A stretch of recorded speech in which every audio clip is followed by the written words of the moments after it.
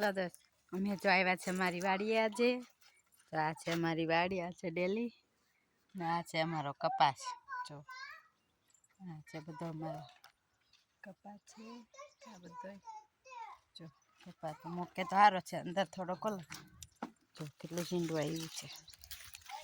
આપણે અમારો કપાસ એમાં થોડી ઉપર જો ના છે અમારું મકાન વાડીએ.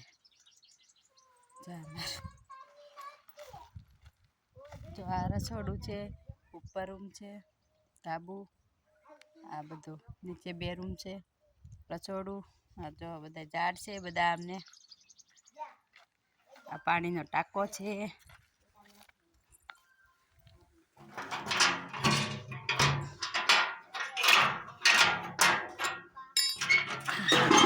ચોમાસામાં બધું ભરી લઈએ. જો પાણી ભરેલું જ છે ટાંકામાં. કોર ચાલે. બધા બેઠા છે નાસ્તો કરવા. આવું છે અમારે વાડીએ મકાન. આ છે અમારો કપાસ. કેવો લાગ્યો કોમેન્ટમાં કહેજો. જો આટલો મોટો કપાસ છે. બધું અમારી વાડીનું વાતાવરણ બધું આ છે. બધા અમને જો છે મેળો થાય ને સારો ત્યારે એવું ભરેલું છે. આ અહીંયા બાજુમાં સિંગ વાવી હતી અમે. આ છે પાણીની કુંડી, પછી આ છે બીજી મોટી કુંડી, પછી આ બાજુ છે ટોયલેટ બાથરૂમ ને એવું. તો અહીંથી નળ છે.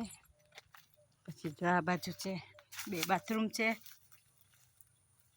નાવાનું 2 સરીગો છે અમારે સિંગુનો. ને આ ખેતરે પણ બધું મેં સિંગ વાવી હતી.